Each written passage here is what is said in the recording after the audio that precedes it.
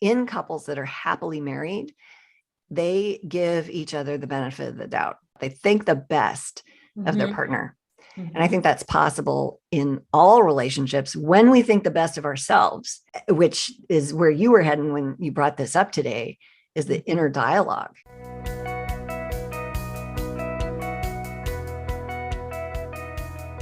Welcome to What to Say and How to Say It.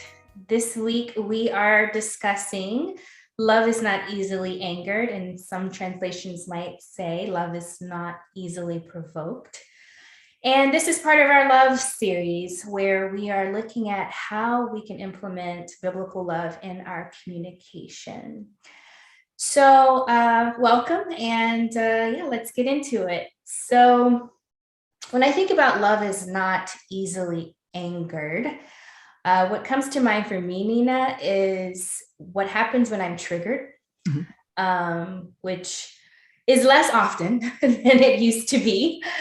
And so when it comes to communication, I feel like this is more of the inside job that happens before the communication. Would you agree with that? Oh, yeah. Yeah, spot on. And I would even say that we don't even know when it's happening because it's just absent, right? We're clueless about it.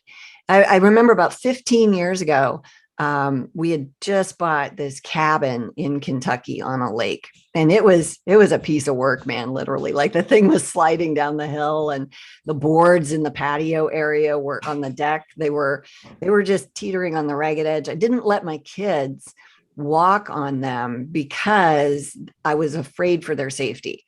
So had this place, right? And I had a friend, really good friend of mine. And our kids were the same age. We were homeschooling together. So we'd drive down there. Kids would play and it was on the waterfront. So there's all this water, all this fun stuff for kids to do.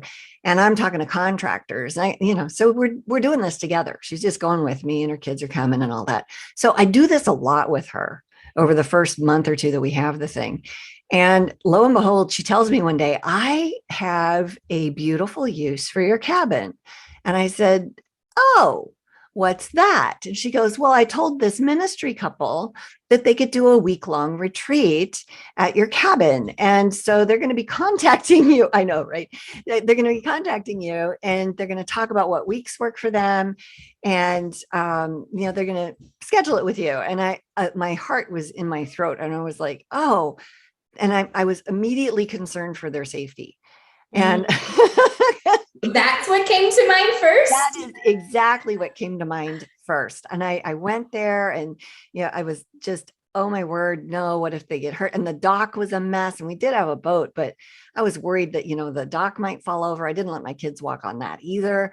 And I think my daughter was 6 when we got the thing. So, it just wasn't safe. And so I was nervous about that.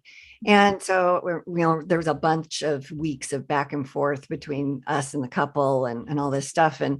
And finally, they ended up deciding not to go.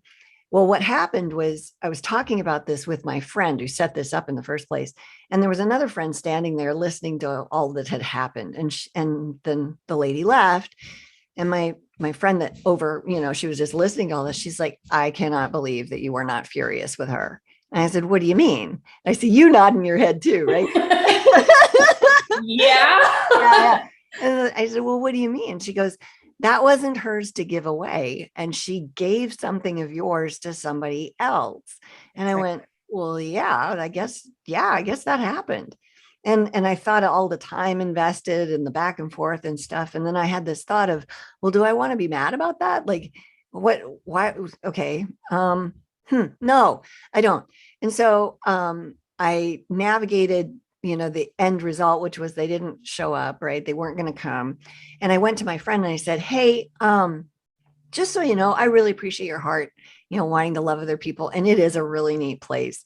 And we're not going to do that until we decide we're going to do that. And that's something that involves my husband and me as a deciding couple. So I love having you go down there with me and stuff. Please don't give it away to anybody else. Okay. Just don't do that. She's like, oh yeah. I guess I kind of overstepped there, didn't I? And I said, yeah, you did. I'm not upset about it, but I don't want you to do it again. And she was like, okay. And that was the end of it. But when and like it was later, I went, oh my gosh, I've grown up a little bit, because that should have totally ticked me off. But it didn't. Yeah, that's pretty impressive. I don't know, even after having some grown up time or time passed for me to grow up, that I would have responded as graciously as you did. Because, yeah, that wasn't hers to give away. That's like, more than stepping on your toes. Mhm. But yeah, you handled that very Well, I don't think I did. I think that was the Holy Spirit, okay. because my heart was, I was just totally in this space of seeing the good in everybody. And my heart went out to this ministry couple. Yeah, they needed respite. Absolutely. Is there a way I can make that work? I'm a generous person by nature, but then the Holy Spirit supercharges that, right? And then I Yeah. knew my friend was just trying to help that. Right. So I Mhm, didn't take mhm. offense. I didn't take Satan's bait with that. I didn't do it afterwards either, when it was pointed out to me that I, quote, should have been mad about that. And I was thinking about some, I, in leading a ministry, there, there's stuff with staff, right? There's stuff with volunteers. You always Yeah, bump heads in one way, shape, or right. form. If you Mhm. get enough people in the room, over time, you're going to, yeah. And it's good, because if everybody's thinking exactly the same thing, somebody's not necessary. So, having to have an environment where you want people to contribute ideas, but you have to have a safe place for that. So as a leader, you got to be like wildly open to other people's ideas and feedback and that kind of stuff. Yeah, Well, the problem can be with that is that people can overstep, right? yeah, So as people navigate who they are in that space, sometimes they'll say things that they shouldn't say. And yeah, my strategy with that is to go, okay, that that seems like that doesn't belong here. How can I help this person see that this is an opportunity for them? Because I don't want them impacting the rest of the team negatively, or the people that they're responsible for, or the customers, the class members, any of that. And so I look at it from a position of help, and that's the Holy Spirit. Because yeah, 15 years ago, it was easy to take it personally, yeah, you for know? sure, for sure. Yeah. And so I'll put space in there and, hey, let's talk about this on Thursday. Something happened, yesterday in our meeting. I want to go over with you. And most of the time, if you put space in between things, people will go, oh, and they'll think about it, and they'll know Yeah. they have this conversation coming. And then I'm not kidding you, 9 times out of 10, somebody will come to me and say, hey, I was out of line for doing XYZ Mhm, mhm. before I even, or I'll ask a question, hey, how do you think it went yesterday, or Yeah, whatever. And then they'll know. And that's not me, that's the Holy Spirit in them. But to come out with guns, blaring and the pistols cocked, I am angry, I am woman, hear me roar, that's never useful. You gotta, and Gottman's research supports this. He says that in couples that are happily married, they give each other the benefit of the doubt. yeah. That's a huge, huge common thing, is a benefit of the doubt. They think the best of their Mhm, partner. And I mhm, think that's possible in all relationships when we think the best of ourselves, mhm, which is where you were heading when you brought this up today, is the mhm. inner dialogue, right? Yeah, definitely. I think about this and how much of a higher level we have to operate from, which, is the Holy Spirit, like you're saying, but it takes knowing yourself well. And it also, I think in our closest relationships is really knowing that people mean well, and knowing Mhm. the people that you're in relationship with, and how they're wired, and how maybe their gifting might be overstepping your gifting, and it's totally unintentional. I've been that person on both sides where I've overstepped because I'm thinking about the task, and I'm thinking about the goal, and I'm thinking about getting it done. Whereas it might be overstepping someone who wants, like you said, time, or who needs to process, or who wants to pray, or, that kind of thing. And, sometimes you can butt heads, because those are two different approaches. Oh yeah. And it's all good because it's all God, but the flesh gets in the way. And so I love that you had the maturity enough to step back and just like evaluate and just pause and give time, because sometimes that's all that's needed, for the Holy Spirit to start to work on both people, you know. So I think it's hilarious that you think that I'm the one that's mature. I assure you. Well, you handled that better than I would have, for sure. Well, you know, maybe that situation, right? But you've got gazillions of moments in your life too. We all have them. We just don't pay attention to them because it costs us nothing. It's not hard. It's the Holy Spirit. His yoke is easy. It just happens. Yeah. And so unless we're actually like end of the day style going, where's today's story? Where's the blessing from today? Or unless somebody points it out to you, like my other friend did, was like, I can't believe you're just not totally ticked about that, right? It never even occurred to me. Like I would have completely forgotten that happened. But because it was pointed out, and I think that's one of the things as believers that we need to do more of, you know, with each other, is point out, hey, look what God just did. Like you were like so calm and whatever over that. Or, you know, you were so complimentary to that person, and, you know, other people might have been critical, you know, or whatever it is. You know, we need to be looking for the blessings, for the Holy Spirit's action all around us, and then call it out, because the more we do that, that's how we see the world. And I like, I think I can't remember her name, the gal that developed DBT, dialectical behavior therapy. She had one of her key principles, and this is one of the gold standard double-blind therapies out there for people with bipolar, or borderline, which there is not much help for those folks, right? But if you combine individual therapy with somebody who's certified with this, and then you have a certified group that you're attending, that training actually works much better than anything else out there, dialectical behavior therapy. But one of the things that I'll get to the point in just a minute. There is one. Like, why am I talking about this? No, she says that everybody is doing their best. Yeah. Like, that is a primary foundational concept that everybody needs to embrace. And I love that, because that is what's true. It's also true that my best really stinks sometimes, but that in that moment is the best I can come up with. Yeah.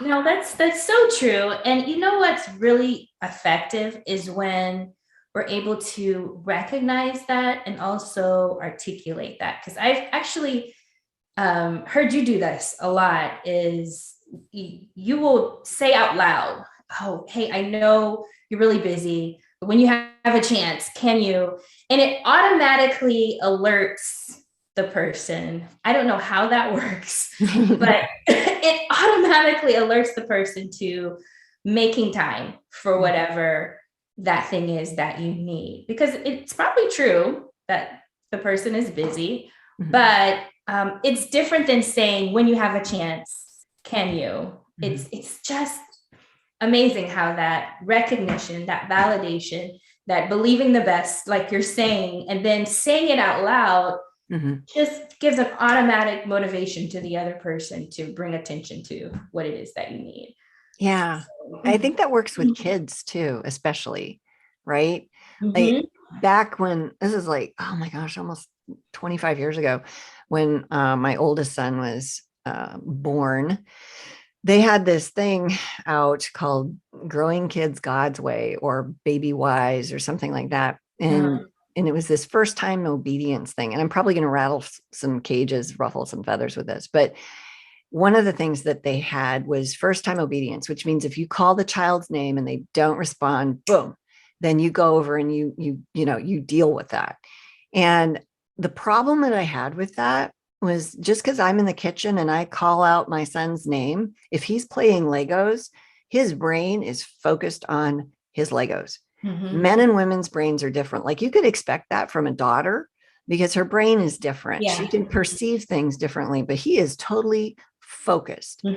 And so when you give people the benefit of the doubt, and this is the issue that I had with that particular program. And I know some people love it, and good for you.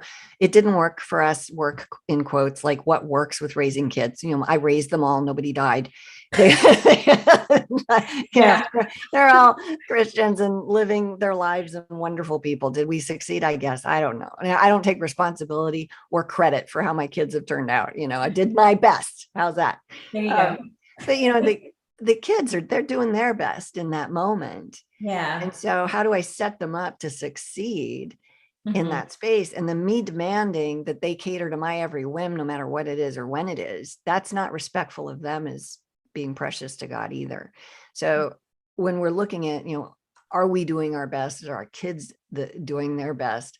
When we call attention to them, I did this all the time. I'd go over and I'd put my hand on their shoulder, and a second later I'd get an eye contact, and I'd be like, I'd say their name, and then I'd say, hey, 5 more minutes, and then we're going to go do XYZ, versus being some drill sergeant that anytime I say whatever needs to happen now, because that's not what obedience is about. We obey God out of love and positive motivation, not because he's some taskmaster that's going to, spank us and kill us. And I mean, yeah, we should have the reverence for sure, but he gave us free will.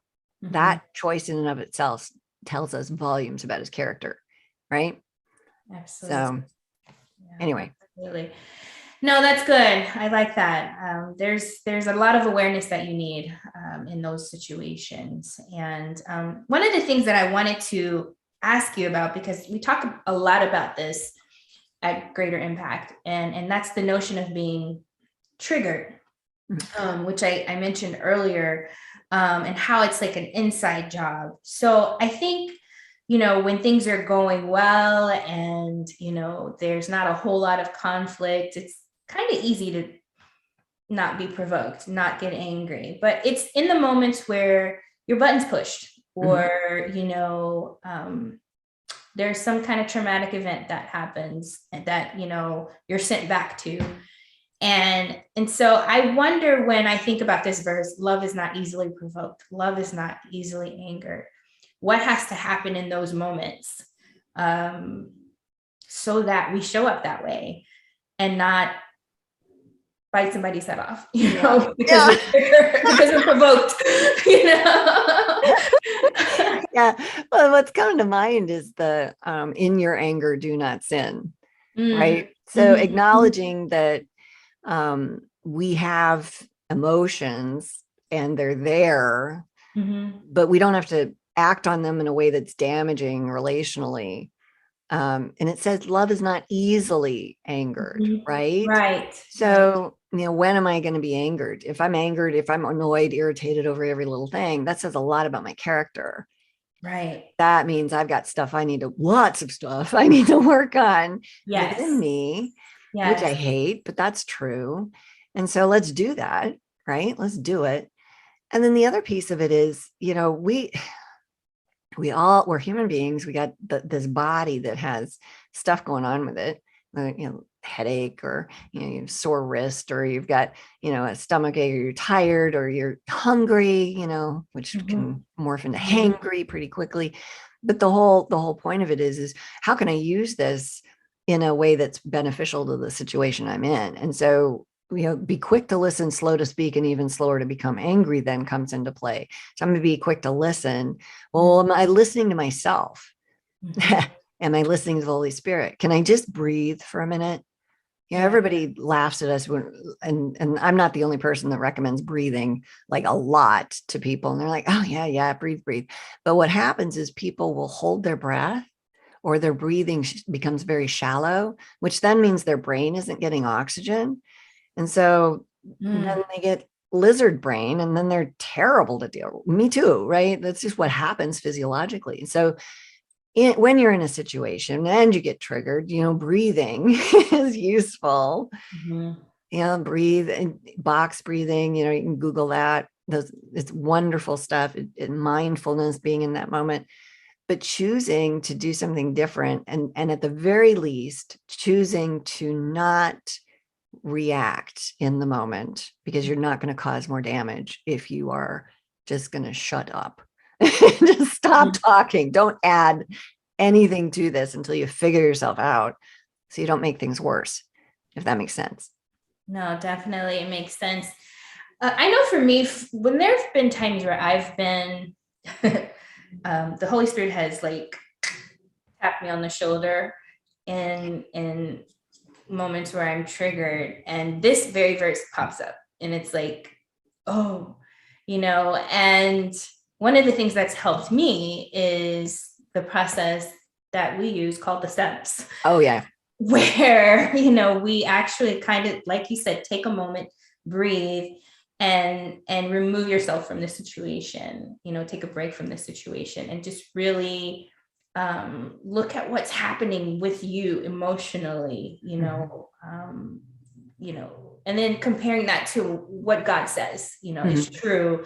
The more I've done that, that validation of self, that speaking a gentle truth, that comforting myself, those things, the less I show up triggered, the less I find I need that tap on the shoulders from the Holy Spirit. Yeah. And so that's what I imagine God means when he says, love is not easily angered. It's managing yourself, really doing the work internally to engage in a more healthy way. Yeah. So yeah, no, that's definitely a thing. And anybody that does any of this kind of work will tell you, if you don't interact with the negative feelings, they don't just go away. They fester. They're still there. So let's interact with that. Let's learn about ourselves in that. I think it's so cool that the Lord is inside of us and knows us so well, because he can help us navigate those things where we can then be healed from them and then interact in ways that are totally different.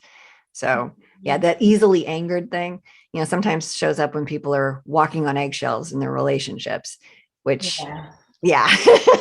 Right? We talk about that a lot. Yeah. greaterimpact.org. So yeah, thank you for that lead in. Yeah. If you want to learn more about how to not be easily angered, not be easily provoked, how to not walk on eggshells, check out our website, greaterimpact.org, and we'll help you out. There's a free e-booklet that you can download and other goodies. So check us out.